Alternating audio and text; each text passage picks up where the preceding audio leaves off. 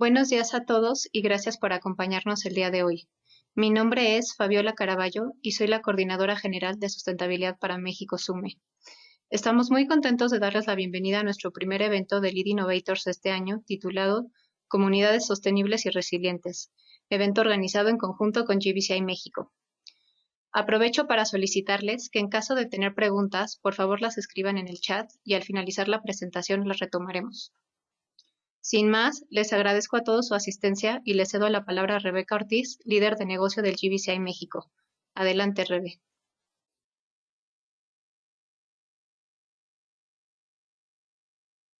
Muy buenos días a todos. Me da muchísimo gusto saludarles y darles la bienvenida nuevamente a este esfuerzo colaborativo con SUME, llamado Lead Innovators, donde buscamos transmitir y compartir conocimiento, buenas prácticas, celebrar la innovación, la responsabilidad social y el liderazgo en la transformación del entorno construido a través de la construcción sostenible y específicamente nuestros programas LEAD. Después de todo lo vivido durante 2020, hemos querido dedicar esta reunión para platicar sobre la importancia de desarrollar comunidades resilientes y sostenibles y cómo a través del programa Lead for Cities and Communities Plan and Design podemos lograrlo. Y como muestra de ello, estamos muy honrados de tener como ponente a Constructora Bolívar de Colombia, representada por Luis Carlos Gutiérrez Mota, diseñador y líder del proceso de certificación Lead for Cities and Communities del proyecto Vivero Parque Residencial, el cual el pasado mes de diciembre obtuvo la certificación del programa Lead for Cities and Communities Plan and Design, nivel oro, convirtiéndose en el primer proyecto urbano en Latinoamérica en lograr esta distinción. Antes de comenzar, para aquellos que no conozcan el programa, les quiero platicar que Lead for Cities and Communities es el principal programa de certificación global para evaluar la sostenibilidad y la calidad de vida en una ciudad o comunidad. Nuestro programa sirve como catalizador y herramienta transformadora hacia comunidades más sostenibles, equitativas, resilientes, saludables y seguras en todo el mundo. El programa de certificación abarca medidas de desempeño económico, ambiental y social y proporciona un enfoque basado en datos claros para establecer puntos de referencia y comunicar los progresos que van teniendo las comunidades y ciudades en su camino hacia lograr los objetivos que van marcando. Al igual que el conjunto de sistemas de la certificación LEED para edificios, Lead for Cities and Communities está diseñado para ser aplicable en todas las fases del ciclo de vida de una ciudad o comunidad. Otro elemento importante que está presente en el programa es la resiliencia. El USGBC, a través de su Centro para la Resiliencia, ha abordado y enfatizado la resiliencia en todos sus programas, para que a través de la construcción sostenible y las certificaciones de infraestructura podamos ayudar a asegurar un futuro más resiliente para todos. El USGBC ha definido la resiliencia como la capacidad de prepararse y planificar, absorber, recuperarse y adaptarse con más éxito a los eventos adversos. La resiliencia, al igual que la sostenibilidad, no es un estado estático, sino que es un descriptor de la funcionalidad de un sistema. Reconociendo que tanto el regreso a un estado existente después de un desastre o evento importante, como la construcción de un nuevo estado más adaptado, son elementos importantes de la resiliencia comunitaria. Lead for Cities and Communities capta mucho de lo que se necesita para ser una comunidad resiliente, ya que el programa además fue construido y diseñado con la resiliencia como un principio rector. Los objetivos de la resiliencia comunitaria, al igual que los objetivos de la sostenibilidad, deben adaptarse al contexto local de la comunidad. Evaluar los puntos fuertes y vulnerables de los sistemas comunitarios existentes es un paso crítico para desarrollar un plan de acción robusto. Solo entonces las partes interesadas de la comunidad pueden unirse para desarrollar objetivos compartidos y estrategias específicas para construir una comunidad más resiliente y sostenible. En el contexto que vivimos actualmente de pandemia y cambio climático, los efectos que estamos sintiendo y que seguiremos sintiendo en los años venideros, tanto en la economía como la gente y nuestra manera de vivir, herramientas como Lead for Cities and Communities cobran más importancia, por ser una metodología que sin duda ayudará a nuestras comunidades en su esfuerzo de resistir, reponerse y mejorar nuestra calidad de vida. Sin más, quiero presentarles a Luis Carlos Gutiérrez Mota, que nos va a hablar hoy sobre Vivero Parque Residencial, que se planificó como una comunidad equitativa, sostenible y resiliente, de conformidad con los objetivos del USGBC y los objetivos de desarrollo sostenible de la Organización de las Naciones Unidas comprendidos en nuestro programa. El proyecto crea un modelo de ciudad inclusivo, donde las personas pueden acceder y utilizar servicios recreativos y de calidad de vida. El equipo del proyecto espera que los altos estándares que han implementado en este proyecto lo hagan un modelo para Latinoamérica. Luis Carlos es arquitecto por la Universidad del Valle en Cali, Colombia. Es especialista en proyecto urbano por la Universidad de Buenaventura, también en Cali. Cuenta con un máster en estudios avanzados en arquitectura de la Escuela Técnica Superior de Arquitectura de Barcelona. Es coautor del ensayo Ecotonos, Ocupaciones y Apropiaciones de los Espacios Intermedios, que ha sido distinguido con su participación en el Pabellón de España en la 16ª Bienal de Arquitectura de Venecia en 2018, al igual que en la 21ª Bienal de Arquitectura y Urbanismo, Feria de Arquitectura celebrada en Chile en el año 2019. Es docente de la Escuela de Arquitectura de la Pontificia Universidad Javeriana de Cali. Es arquitecto de Constructora Cali desde el 2013. Y como dije al principio, Luis Carlos es el diseñador y el líder del proceso de certificación Lead for Cities and Communities del proyecto Vivero Parque Residencial. Muchas gracias, Luis Carlos, por aceptar nuestra invitación el día de hoy. Y como es costumbre, al final de la presentación, como ya lo dijo Fabi, tendremos una sesión de preguntas y respuestas. Les pedimos hacer sus preguntas en la función de chat y al finalizar, Fabi va a coordinar las preguntas. Y sin más, Luis Carlos Gutiérrez Mota, bienvenido. Adelante, por favor. Rebeca, muchísimas gracias por la invitación. Para nosotros, y hablo en nombre de Constructora Bolívar, es importante este tipo de espacios en los cuales podamos hablar de sostenibilidad y de la sostenibilidad como un hecho, no desde lo académico, sino como desde la viabilidad, que es lo que buscamos siempre poner sobre la mesa. Y Vivero Parque Residencial ha sido un proyecto que ha tenido muchas etapas y que ha tenido un proceso bastante interesante y del cual nosotros nos sentimos muy orgullosos y queremos compartirlos con ustedes. Y nuevamente les agradecemos la invitación y durante unos minutos pues les compartiré todo este proceso de Constructora Bolívar y Vivero Parque Residencial en cuanto a lo que fue el camino a la certificación LEED. Pues yo creo que para empezar voy a contextualizar un poco qué es Ciudad Vivero. Ciudad Vivero arranca como un plan parcial, que es una figura jurídica sobre la cual se expande la ciudad en la que estamos, que es Cali. Para nosotros fue primordial arrancar desde el espacio público. Eso fue la primera pauta como arrancamos nosotros el proyecto, pero nosotros antes de eso quisimos detenernos y empezar a entender lo que era la definición de sostenibilidad. Es decir, no habíamos hecho una sola línea y ya estábamos tratando de comprender qué era lo que era la sostenibilidad, cómo podría ser parte de todo el desarrollo de Vivero Parque Residencial, donde se dice que básicamente nosotros tenemos que ser capaces de satisfacer nuestras necesidades sin comprometer las necesidades del futuro. Entendiendo desde ese punto de vista, pues básicamente lo que hicimos fue empezar a desarrollar y a comprender un proyecto que está ubicado en la pieza sur de la ciudad, que se los voy a mostrar brevemente.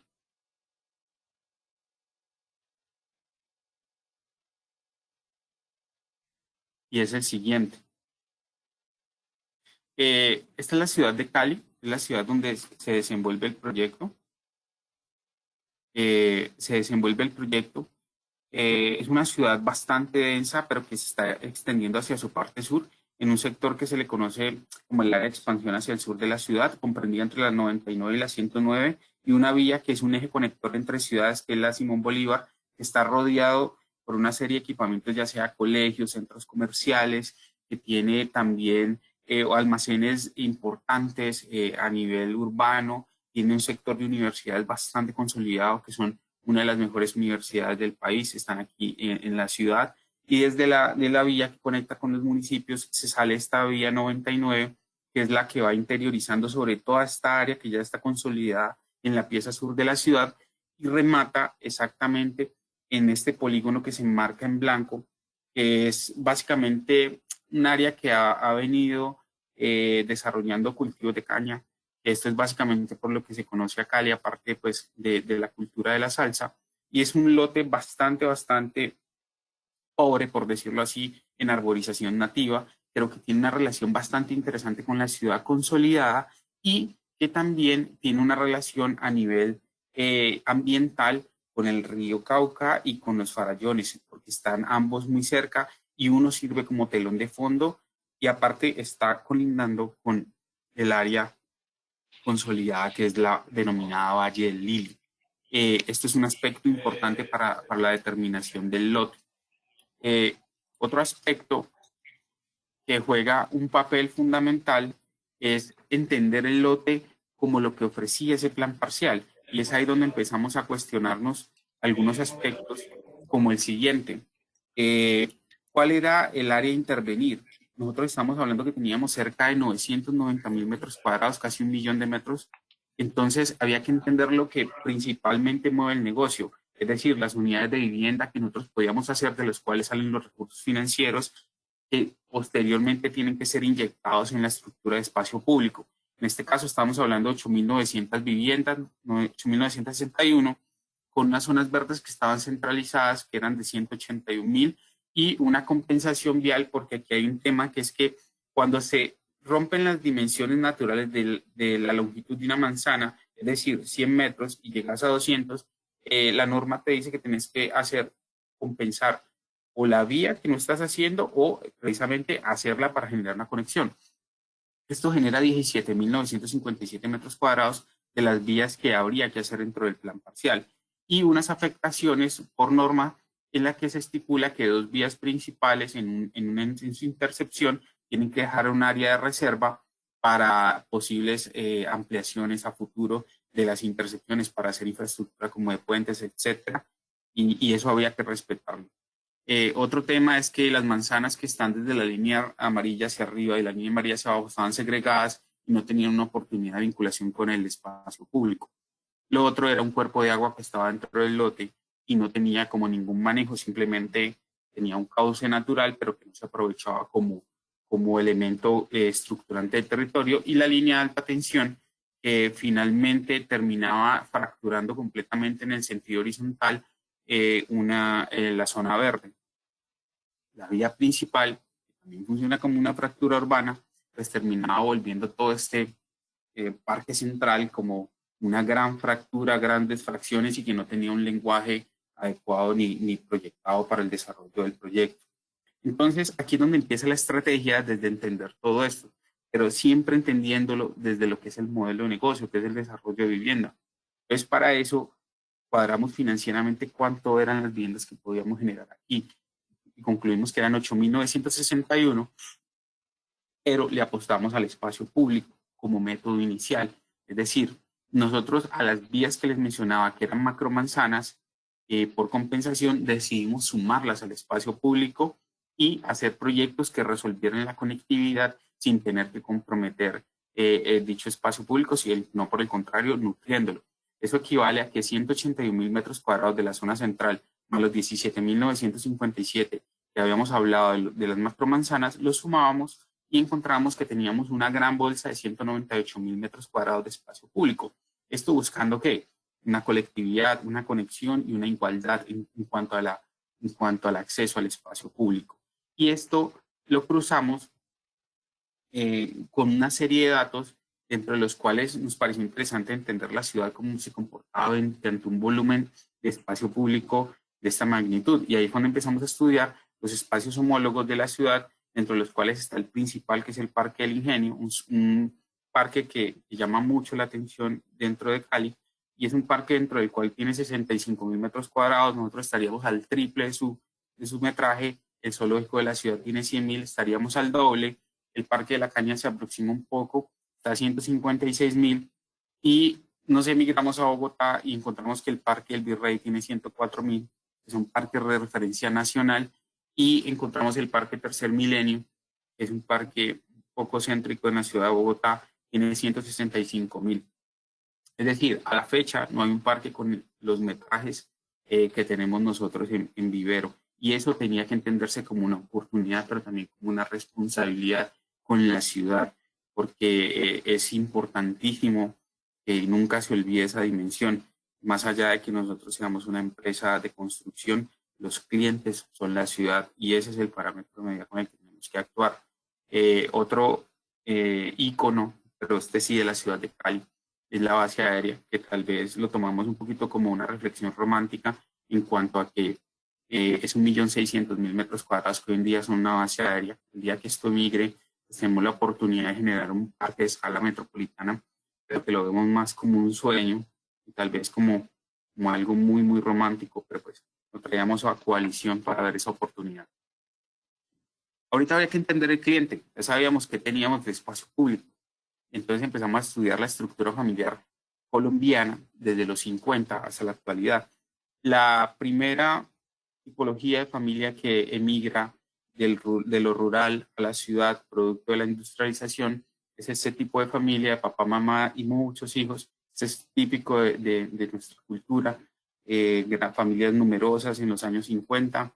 Ya luego el modelo de vivienda cambia también esta tipología de familia donde ya empieza a haber papá, mamá y dos hijos.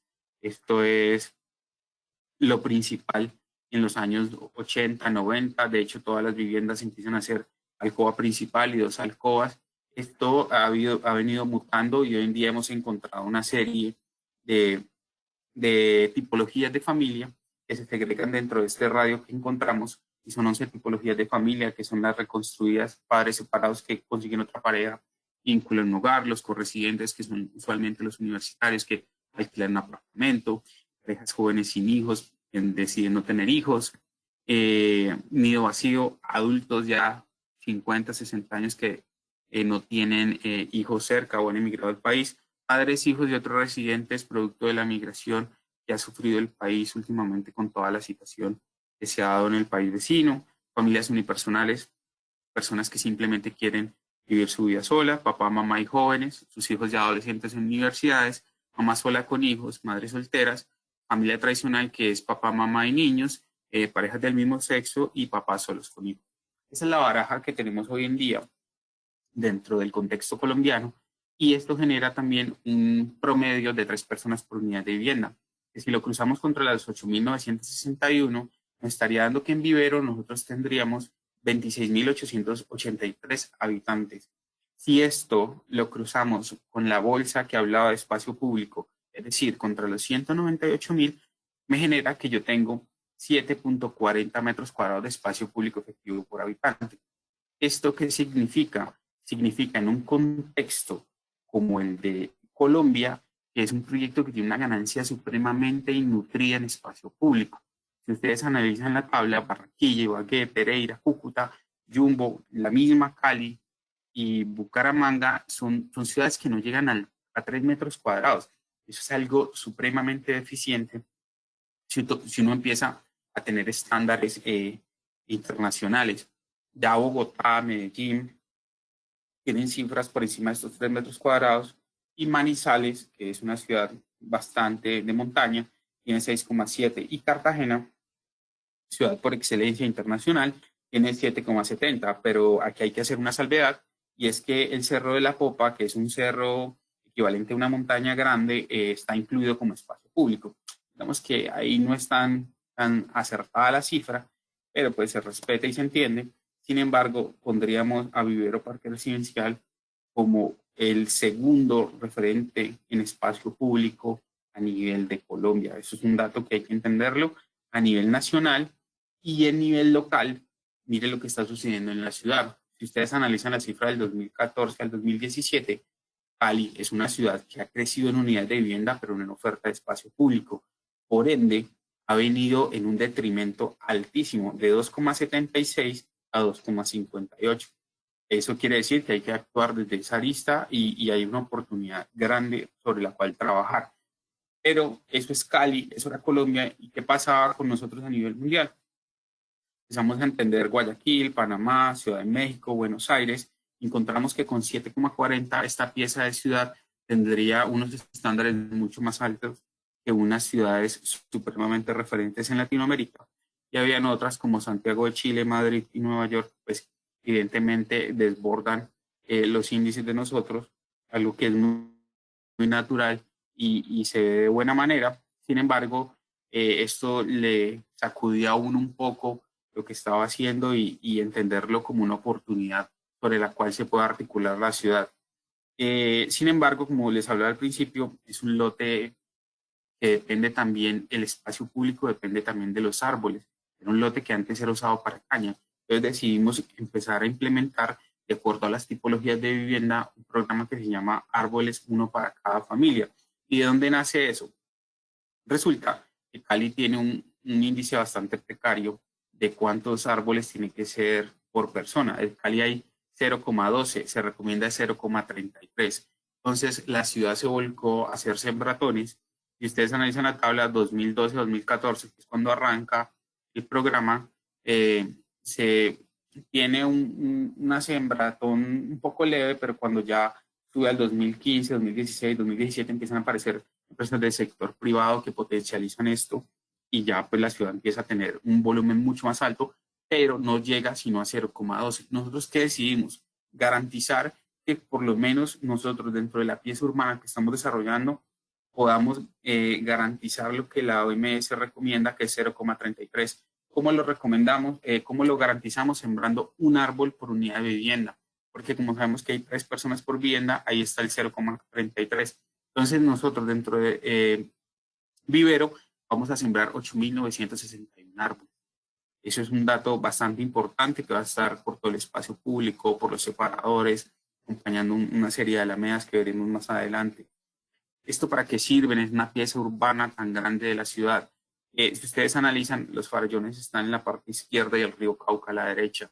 Y lo que los conecta a todos son unos afluentes. Cali es una ciudad que tiene 7 ríos, dentro de los cuales hay uno muy tangencial al lote, que es el río Lini, y que sirve como conexión entre los farallones y el río Cauca, por el cual se desliza toda la fauna local, y esto funciona como un área núcleo en términos de paisajísticos, y esto también genera que se migren muchas de las aves y que sean visitantes del proyecto, y encontramos dentro de un estudio que podrían ser alrededor de 35 especies de aves que podrían estar. Sin embargo, otro problema que va que plantearse es ¿qué hacemos? ¿Qué hacemos con el espacio público? Entonces teníamos que entender referencias arquitectónicas, tendencias urbanas, cuál era la opinión de los ciudadanos en cuanto a los problemas que adolecía el espacio público en la ciudad. Ahí es donde encontramos un tema interesante en el Parque Metropolitano Tercer Milenio, se lo va a pasar bastante rápido, en el cual siempre existía una relación con los cerros de Bogotá, en el cual existían ejes de conexión en los cuales iban distribuyendo por todos los programas, y todo el tiempo tenían una relación, no como una mesa de billar, como le llamamos nosotros a veces coloquialmente, sino que se jugaba con la topografía y empezaba a generar distintas estancias y equipamientos dentro del desarrollo urbano, generando espacios lúdicos, espacios donde los diferentes grupos etarios encontraran oferta para actividades ya sea activas o pasivas, y generara siempre un contexto bastante natural. Sin embargo, eso era lo que había desarrollado el Parque Tercer Milenio, que actualmente está en modificación, y nosotros teníamos que entender qué era lo que pasaba en Cali. Resulta que encontramos que en Cali, hoy por hoy, se está dando mucho el tema de conciertos al aire libre, algo que se va a poner mucho en crisis con este tema de la pandemia que hemos estado viviendo. Los parques caninos son otro de los referentes urbanos que han aparecido y que necesitan ser solventados. Áreas para food trucks, el espacio público hoy en día está colmatado de oferta complementaria a este, como el comercio, pero no está regularizado. Entonces han generado invasiones sobre los perfiles viales. City bikes, que son los recorridos estos en bicicleta, no se garantizan porque no hay las condiciones necesarias para el desarrollo o la circulación de alguien en una bicicleta. CrossFit, que es algo muy de moda, sobre todo en la gente de mi generación y en los que tienen 18 o 20 años aproximadamente. Senderos de trote, dado que tenemos los farallones de Cali se han vuelto un destino para los deportistas en cuanto a quieran hacer ese tipo de actividades. Picnic, ya los salones sociales o las áreas comunales de los conjuntos residenciales o enclaves han tomado las fiestas infantiles o algunas fiestas ya de adultos y las han emigrado al espacio público, generando estos puntos de encuentro. Y esto es lo que sucede en la ciudad. Sin embargo, habría que entender lo que uno percibe segregándolo de lo que las personas necesitan. Entonces decidimos hacer una encuesta cero segregada, en la cual teníamos que entender qué era lo que pasaba y le preguntábamos a las personas, ¿usted qué quiere del espacio público? Dígame lo que se le ocurre. Y entonces encontramos esta gráfica. De manera espontánea es lo que está en verde. La gente dice, quiero esto, esto, esto, esto y esto. Y luego le dábamos un listado. Tal vez se le había olvidado algo. Y ratificaban lo que ya habían dicho inicialmente. Por eso es que ustedes ven que cuando es espontáneo y cuando es ayudado, la gráfica conserva siempre una paralelidad que es importante entenderla, por lo cual es un suministro bastante interesante. La gente, pese a que esté ayudada de manera espontánea, siempre va a tender a reclamar lo mismo en el espacio público, que eran dentro de los 4 índices principales, eran juegos infantiles, canchas de fútbol, gimnasio al aire libre y senderos para caminar y o trotar. Habían otros como ciclorrutas, canchas de baloncesto, etcétera. Y estos porcentajes nosotros los emigramos a los metros cuadrados que teníamos para saber cómo teníamos que hacer la distribución de esto y determinar la cantidad de cada uno de los elementos urbanos y generamos lo que le denominamos el perfil del espacio público ideal de la ciudad, dentro de los cuales los porcentajes están en verde y encontramos espacios para mascotas, gimnasios al aire libre, senderos para caminar y trotar, espacios para ejercitarse, bancas debajo de árboles para leer y descansar, precisamente por lo que hablábamos inicialmente, no había muchos árboles, ciclorrutas donde no me tropiece con el peatón, lago con peces, patos, cisnes. Esto era más reflejando un tema de relación con el agua. Zonas de comidas, es un porcentaje altísimo porque siempre iban a los parques, pero cada cual tiene que llevar su bebida y luego no hay donde hay un baño, etcétera, etcétera. Todo eso que encontramos hoy en día como un déficit. Y un aspecto fundamental, la seguridad, la vigilancia policial, zonas de hidratación, baños públicos y duchas aparecían. Nosotros en Colombia somos un país supremamente futbolero, por ende las canchas de fútbol tenían un porcentaje muy alto, aparecía. Había otras canchas como baloncesto, múltiples y voleibol que también estaban enmarcados dentro de la investigación, y aparecía también lo que es piscina, natación y parque acuático, referenciando a la actividad con agua o a la relación con esto. Entonces, aquí ya sabemos cuántas personas van a vivir, cuál es la dimensión del parque, cuál es el perfil del espacio público, cuáles son las tendencias de la ciudad y qué está sucediendo a nivel nacional con los proyectos de esta magnitud. Y ya tocaba sentarse a diseñar. Y entonces, esta es la propuesta de Vivero Parque Residencial. Es un proyecto que voy contándoles un poco, que se enmarca como vía de acceso, que esta aparece roja, es la vía de acceso desde la 109, y esta es la vía de acceso desde la 60, desde la 99, perdón, cuando el video inicialmente mostraba desde la ciudad consolidada, llega hasta este punto. Esos 2 puntos de encuentro rematan evidentemente en una glorieta y en su perímetro generan las vías secundarias, que son las que sellan el proyecto en cuanto a movilidad, y esto genera una pauta sobre la cual nosotros trabajamos, y es cuáles son los puntos de acceso a las diferentes manzanas que están enmarcadas dentro del proyecto. Y aquí tomamos una decisión bastante interesante, y es que lo horizontal, que están los puntos azules, se iba a dedicar al vehículo, y lo vertical, que está en amarillo, se los vamos a generar a las conexiones peatonales. Y es así como en esta operación de X y Y obtenemos los recorridos en X para el vehículo y en Y para el peatón. Y en la intercepción de estos encontramos que había que resolver ese conflicto natural por la diferencia de velocidades, y es aquí donde los 17.000 metros cuadrados que nosotros habíamos encontrado, producto de no generar las vías para el vehículo, sino dárselas a los peatones, generamos lo que denominamos unas alamedas urbanas y parques de escala local, justo en esos encuentros que me permitiesen llegar a ese parque central de manera protegida, que es lo que se señala en este momento en rojo. Y eso me entrega el parque principal en unos puntos que están de color púrpura, a lo que denominamos lobbies urbanos del parque. Y si lo entendemos de esa manera, hay que conectarlos en su perímetro. Y ese perímetro me genera a mí ya todo un enmarque de lo que es el parque a nivel urbano. Y de paso me lo segrega en 5 puntos, 1, 2, 3, 4 y 5. Y sobre este distribuimos la serie de actividades con los equilibrios que encontramos dentro del perfil de espacio público, dentro de los cuales el primero lo denominamos cultural, el segundo más pasivo, el tercero juvenil, el cuarto infantil y el quinto ya un poco de actividad más pesada para jugar fútbol, etcétera. Entonces encontramos una variabilidad en el uso de espacio público que está tejida por un gran eje peatonal, que es el que me lleva y me trae como si estuviese en un zoológico. A esto habría que entender qué hacíamos con la línea de alta tensión. Y gran parte de la arborización perimetral que está al lado de esa línea, que es de talla baja, media y alta, se usó para mitigar el impacto visual que teníamos sobre esto. Es así como generamos una gran multiplicidad de los usos de los parques que no tuviesen nunca una relación.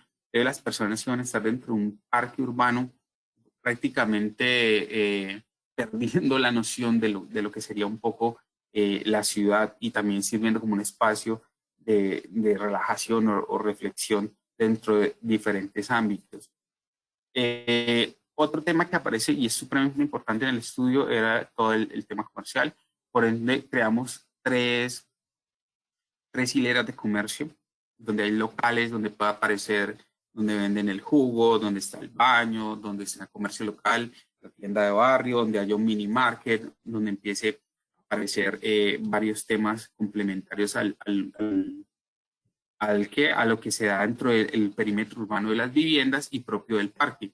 Pero hay un tema y es que los parques como el Ingenio, que son un tercio de este, tienen hoy en día unos problemas muy altos en cuanto a el espacio público y en cuanto a la oferta comercial producto de los food trucks. Entonces, nosotros aquí suplimos esa necesidad y lo que hicimos fue crear 5 puntos de áreas destinadas para los food trucks. Esto lo veremos más adelante en unos renders, pero lo que evitan es que se tome la sección vial de tránsito natural de los vehículos para ser utilizado como franjas comerciales. Y también encontramos que en ese parque se toma mucho la sección vial para parquear los vehículos. Nosotros aquí reducimos el parque, entre comillas, 5 metros para generar el área de parking y en todo su perímetro generar vallas de parqueo y con esto resolvemos aproximadamente 320 parqueaderos. Esto es bastante interesante e importante porque así no tenemos ningún conflicto con lo que sucede a nivel urbano. El cuerpo de agua que atravesaba el lote le dimos un tratamiento y generamos en el punto 2 y en el punto 4 dos estancias recreativas pasivas para los grupos etarios mayores y también para personas que quisieran hacer yoga, picnic y que estuviesen mucho más involucradas con los cuerpos de agua y que ese cuerpo de agua fuese tejiendo muchas de las actividades que se dan alrededor del parque. Y por último, generar toda la conexión de ciclorrutas, que es algo bastante interesante. La zona universitaria estaba al lado, la demanda de ciclorrutas era altísima y por ende nosotros decidimos garantizar sobre cada uno de los puntos que desde cualquier punto A hasta cualquier punto B que determinemos se pudiese llegar de manera protegida y segregada tanto de los peatones como del vehículo para que las bicicletas tuviesen las conexiones necesarias y se sintiesen protegidas. Esto es algo muy valioso del proyecto y si ustedes analizan, suple cualquier tipo de necesidad hasta cualquier enclave o conjunto residencial. Y otro aspecto que fue supremamente interesante fue trabajar con el sector público, en este caso con Metro Cali, que es quien administra el sistema de transporte masivo de la ciudad, y definir desde antes cuáles iban a ser las rutas y cuáles eran las paradas en los diferentes puntos del proyecto urbano. Así de entrada nosotros generábamos esas bahías y a su vez tejíamos todo el recorrido a nivel urbano y no que aparecieran cuando ya nosotros hubiésemos entregado todo, donde estuviesen áreas de pares sin marcar, que no tuviesen las bahías adecuadas, que los peatones no tuviesen los cruces establecidos, etcétera, etcétera, etcétera. Eso se resuelve aquí y es algo bastante interesante. Previsualizaciones de lo que hemos hablado hasta el momento. Este es el parque infantil, tal vez el parque infantil más grande de la ciudad. Son aproximadamente 1.500 metros cuadrados de caucho con juegos de alta calidad, los cuales vamos a ir generando toda una temática para que los niños y pues también los adultos que necesiten estar con ellos puedan encontrar una oferta segregada totalmente de actividades o de circulaciones con diferentes velocidades, donde no hayan bicicletas, etcétera, etcétera. Este es el área de los food trucks, hablábamos inicialmente, donde se parquean, hay unas pérgolas, hay unas estancias y las personas pueden ir aquí y disfrutar pues de su comida sin colmatar el espacio público. Algo que hicimos fue no generar grandes canchas múltiples, sino que entender el juego del baloncesto como juegan a veces dos en un lado, dos en el otro, queda la mitad sin uso, pues lo que hicimos fue generar un triángulo con un árbol de cestas para que diferentes grupos etarios pudiesen generar esta relación con otras actividades como el skatepark y no consumir y no tampoco vertir mucho concreto sobre el espacio público. Toda la vegetación que ustedes ven es autóctona de nuestra región y genera pues este tipo de ambientes. Los movimientos de tierra, los proyectos, entenderlos como una posibilidad de generar elementos urbanos, en este caso una pista bicicross, que sirvan como recreación para los usuarios que hacen parte del proyecto. Parques caninos también generamos con juegos de topografía y generando también estancias y con algunos tubos y algunas maderas de fabricación propia para poder que se genere toda esta relación físico-espacial a nivel de parque. Muros de escalar también apareció dentro del estudio con pequeñas perforaciones que permiten protegiendo los niños pues con pisos en caucho, etcétera, etcétera, para poder que tengan ese tipo de recreación. Las estancias de los cuerpos de agua son esto, es lo que les decía anteriormente.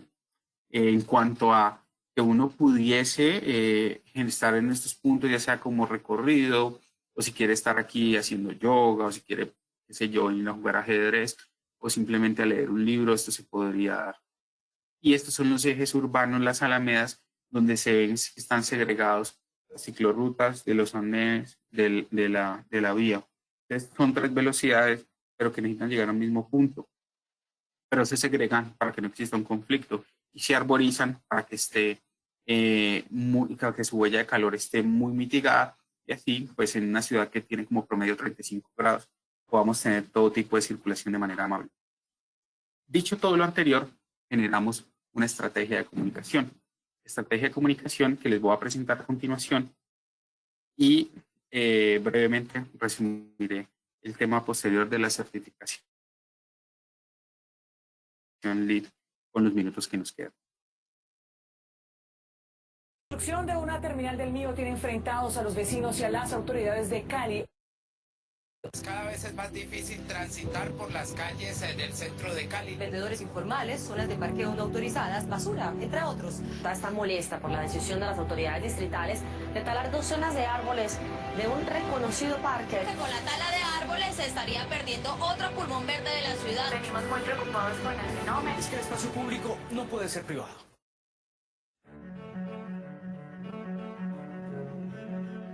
Actualmente se construye más y se siembra menos. Esto ha hecho que nuestras ciudades parezcan fronteras de concreto. Poco a poco invadimos la naturaleza y le restamos espacio verde a nuestro entorno, lo que a la larga se traduce en menos bienestar para la comunidad. ¿Te imaginas en qué lugar vivirán las futuras generaciones? Sin espacios verdes, el espacio público ya no será lo mismo. Talando un árbol, estaríamos erradicando la posibilidad de disfrutar afuera junto a la naturaleza. Por ejemplo, en el 2017, más de 200.000 hectáreas de bosque fueron taladas. Eso equivale a 850 canchas de fútbol al día. Y si seguimos haciendo lo mismo, terminaremos viviendo en un bosque de cemento. Ahora, si pudieras empezar de nuevo y elegir un nuevo lugar para vivir, ¿cómo sería? Me gustaría que fuera muy limpia. Que sea muy grande. Que sea segura. Nosotros creemos que sí y empezaremos plantando un árbol en lugar de poner la primera piedra. Constructora Bolívar presenta Vivero Parque Residencial, un lugar que empieza como debe ser. pensado para que todos disfruten de un gran espacio. Será un lugar que crecerá en un área de 990.000 metros cuadrados. ¿En serio? Eso es mucho.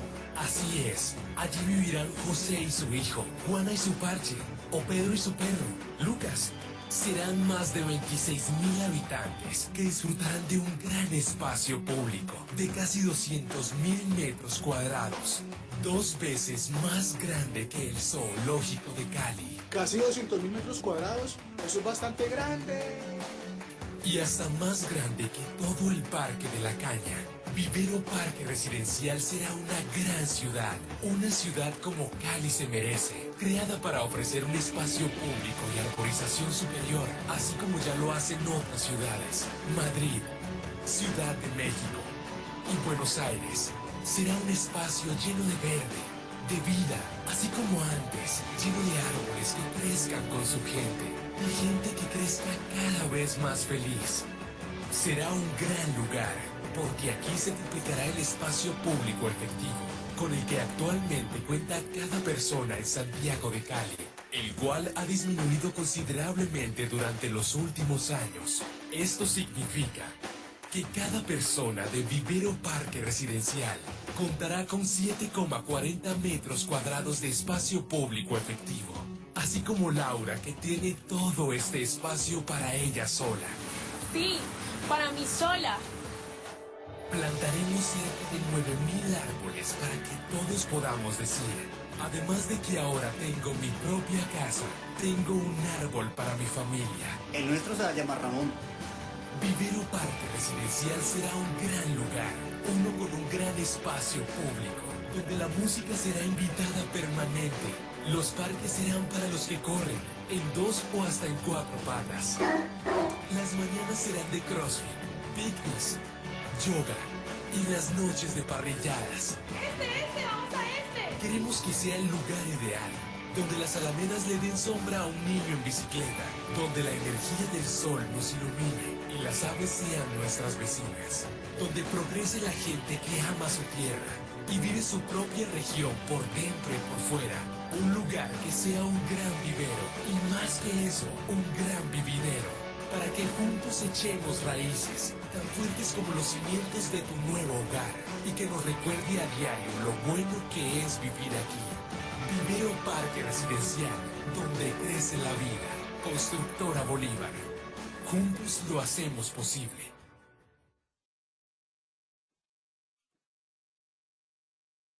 Bueno, este es el video sobre el cual nosotros trabajamos y que resumen de muy buena manera todo el desarrollo de Vivero Parque Residencial.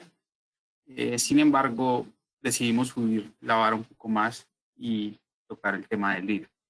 Lead para nosotros fue primero un gran reto, fue algo que veíamos como algo imposible. Sin embargo, decidimos conformar un equipo con personal del GBCI, con el Consejo Colombiano, con nuestro consultor y liderándolo desde la compañía para enfrentarnos a todo lo que se venía en este reto tan interesante.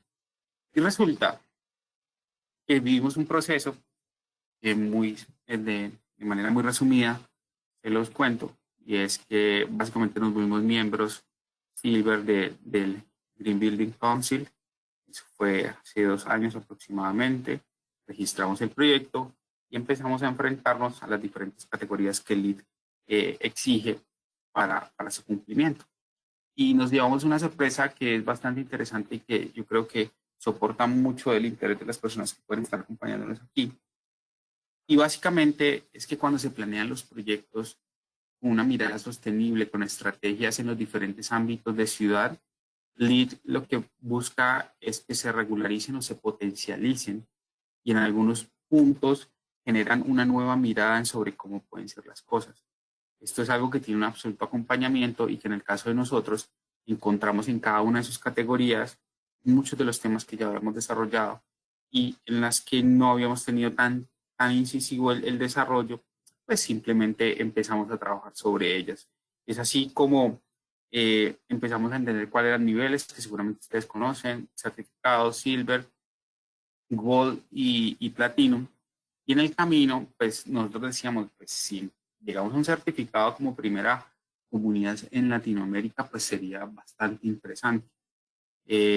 Sin embargo, lo apostamos también a subirlo, siempre con esa determinación y de la mano del consultor, del GBCI, que es algo importante, tanto en Estados Unidos como aquí en Colombia, empezamos a encontrar un apoyo muy, muy interesante, como decimos nosotros en Colombia de manera coloquial, a buscarle el camino y encontramos un resultado muy, muy interesante y es que en diciembre nosotros obtuvimos ya de manera definitiva la certificación LEED para ciudades y comunidades en nivel oro con 66 puntos. Eso es algo que nos llena a nosotros de muchísimo orgullo, sobre todo por el país, por el programa y sobre todo por la ciudad, que son los clientes fundamentales de todo esto.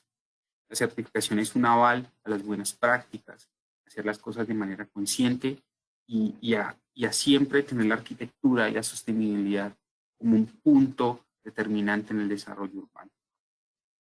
Esto ha transformado completamente las estadísticas en el país. Actualmente son 170 proyectos certificados, son 2.3 millones.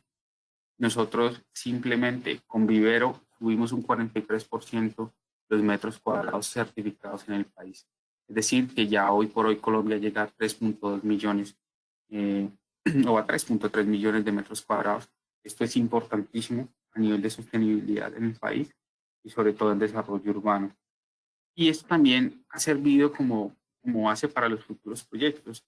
Hoy en día nos preocupamos muchísimo por este tema. Certificamos gran cantidad, por no decir todos nuestros proyectos, bajo los diferentes sistemas de certificación. Son LEED, Casa Colombia, que es el sello nacional, y EDGE. Esos son los que nosotros trabajamos básicamente. Y también ha generado una transformación en la compañía, la cual ha crecido de una manera supremamente interesante en los últimos años, que es que nos volvimos los número uno a nivel nacional. Hemos crecido de una manera sustancialmente en poco tiempo, hemos ampliado las instalaciones, nuestro recurso humano, hemos seguido entregando y fortaleciendo los proyectos en calidad, pero sobre todo aparece un punto que es determinante en todo el desarrollo y es crecer sosteniblemente. Eso es importantísimo por una empresa como Constructora Bolívar y es el mensaje que nosotros queremos que se repita. Hay que crecer, pues, reconociendo que el cliente es la ciudad y reconociendo que hay que hacerlo sosteniblemente. Les agradezco muchísimo su tiempo, su invitación y nada, si tienen alguna inquietud podemos conversar. Muchísimas gracias. Muchas gracias, Luis Carlos. Al momento ya tenemos 2 preguntas. La primera es, ¿cuál es el principal motivador para Constructora Bolívar en hacerse un constructor que fomente la construcción sostenible? Yo creo que aquí hay que entender también el cliente, ¿no? Los clientes hoy en día buscan siempre proyectos verdes, proyectos que sean amigables con el contexto, que sean adquisitivos, que tengan una serie de variables y sobre todo esa solicitud es sobre el cual se ruedan los proyectos. Yo creo que el interés es satisfacer lo que la ciudad necesita, lo que los clientes necesitan y lo que a nivel mundial se necesita. Esas han sido las pautas. Perfecto, muchas gracias, Luis Carlos. La siguiente pregunta, ¿de qué estrato son las viviendas? Actualmente tenemos 7 proyectos en venta.